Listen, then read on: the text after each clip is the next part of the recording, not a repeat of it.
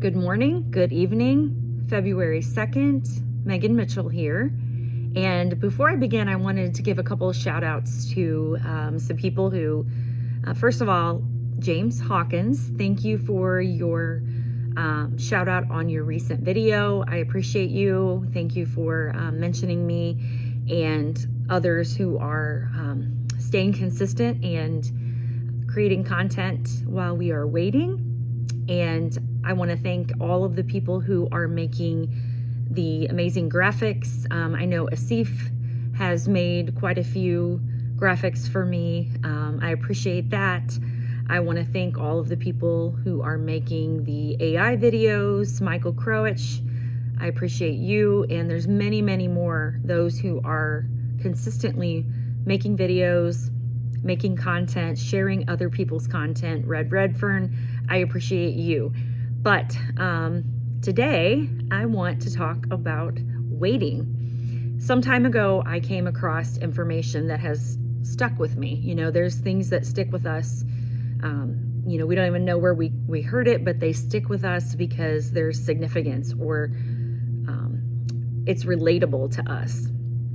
And the concept was that children who are able to delay gratification are more successful later in life. And so with our current journey in Victory with Ash and our whole journey with Ash, we have, been through a lot of different periods of waiting. And I've been thinking about how some people are waiting gracefully and others are waiting anxiously, and what the difference is in that. So because that's been on my mind, I went back and did a little research to see where that information might have come from about the children.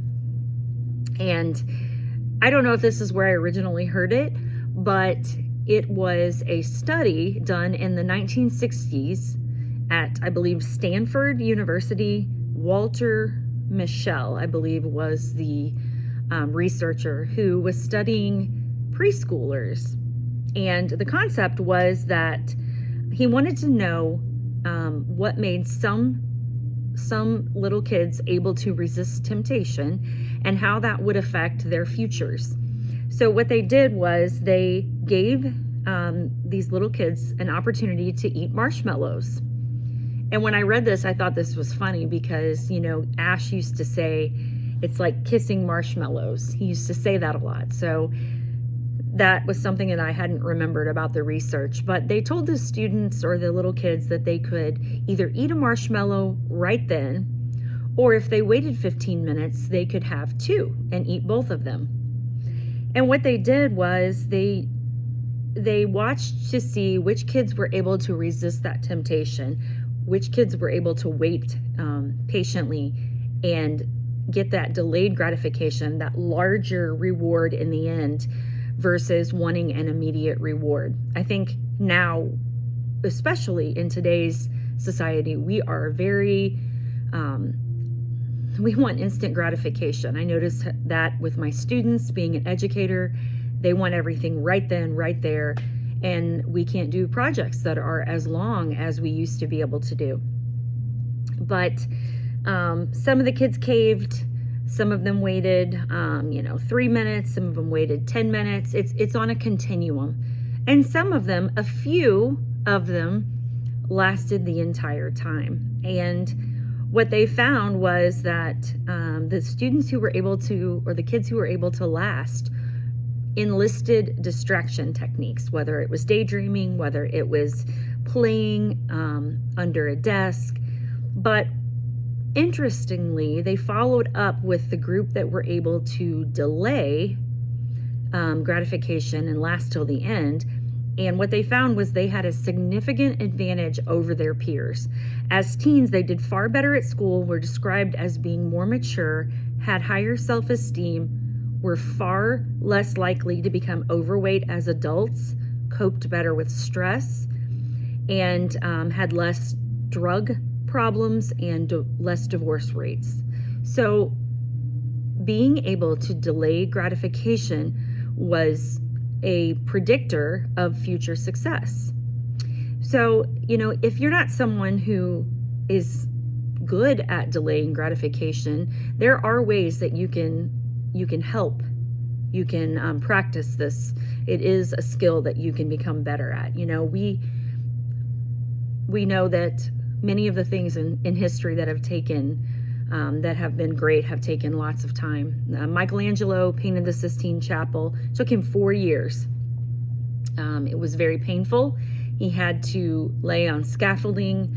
So it was a grueling experience that I'm not sure if when he began, if he thought that this painting project, this commission would take that long. We know that Jeff Bezos, it took him nearly 9 years to bring Amazon to what we know it as today. So it takes a long time to build great things.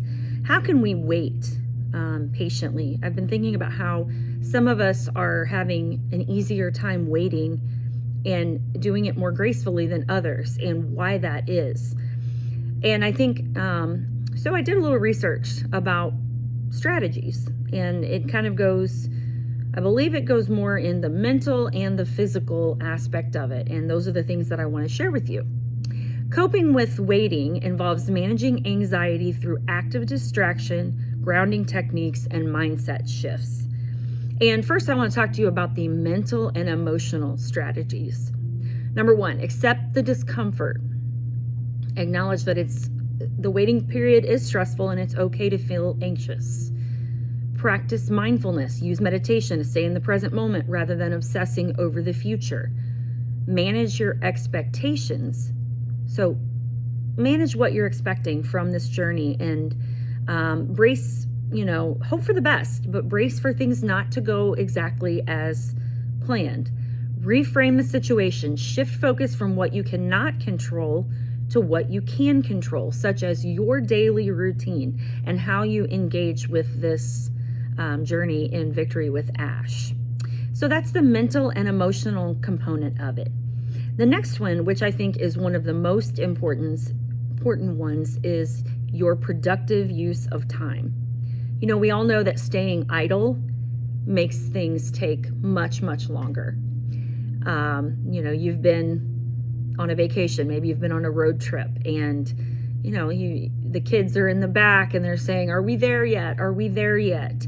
And they don't have anything to do. I mean, now we feed them with technology. We hand them a phone or an iPad and tell them to watch a show and distract them. But if you are doing something, you are so much better at waiting patiently. So let's talk about the productive use of time. Preparing ahead. Use the waiting time to get organized for the outcome, no matter whether it's exactly how you want it to be or whether it is a little bit different. What are you doing to prepare for your journey, for the outcome of this journey, or the future phases of this journey? How are you getting prepared? Whether it is, are you getting yourself prepared emotionally? Are you getting yourself prepared in a more practical way? Are you organizing yourself? Are you organizing your finances? Are you getting things in order? Focus on routine. Ash always says he never told anyone to quit their jobs or abandon their current life. He's never told anyone to do that. So stick with your normal daily routine that provides a sense of stability. If you have a job, many of us still have jobs. Many of us are working full time, and we stick with that routine in the waiting. That helps keep us grounded. Try something new, start a new project. So channel your nervous energy into something new, whether it has anything to do with this journey or whether it has to do with something that you've always wanted to try. Get out there, try creating videos if you've never tried that, things like that. And social connection is the last category. Connect with others. If you are not connecting with anyone in this journey, if you don't have a circle, that is going to make you feel very isolated. And I think when we are not connected to someone or something, it makes the waiting, it makes the time seem so much greater. Many of us get on the same lives. We watch Red, we watch Chris, we have a routine of watching people and staying connected to people. Seek support. If you do not have a group, reach out to a leader and, plug into a group or to a circle that you feel confident in, and that can help you feel grounded. I think my observation with this is that the people who are the most anxious about this journey are the people who are, number one, not doing anything. Maybe they are not engaging in this journey itself, or even engaging in their own lives. They're waiting for someone to save them. They're waiting for someone to tell them what the next step is, rather than being active participants and for example, making videos, making posts, connecting with others. When you connect with others and when you make your own videos or do any of those things, it makes you feel purposeful. It makes time feel like it has direction. Even small actions change the way we connect with time. It gives it purpose. It doesn't feel like this vast void that we can't wrap our brains around. And then the last thing is that people are disconnected from this process. So they're either not doing anything or they're not directly involved in the process with others. So they feel lost. I think those are the two things that makes waiting really, really difficult. And, what we do while we wait is going to affect the outcome.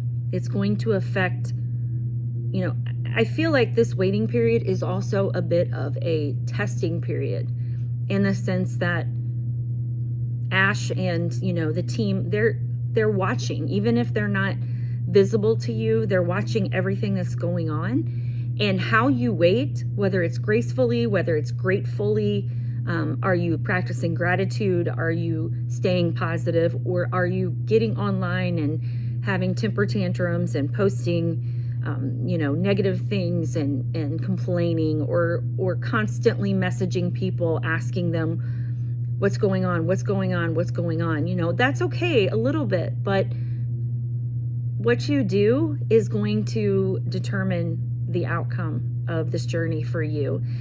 And if the journey is not for you, it's okay to walk away from it. I do want to read a quote or read something that I read. I don't have the source, but I want to read it for you because I think, it's powerful and it's, important for us to remember. It says, train yourself to last longer than everyone else. People rarely lose because they lack talent, knowledge, or resources. They lose because they didn't stick around long enough to find out what could have been. Breakthroughs rarely come after the first, second, or even third try. They usually come when everyone else has tapped out. All you have to do is stay in the game long enough to outlast the 99% who quit before the breakthroughs come. So, will you be that 1%? Ash is not looking for numbers. He's looking for quality. Are you going to be that person? Are you going to be that quality person who outlasts and who waits patiently and who sees it through till the end, until you can kiss the marshmallows? Have a blessed Monday.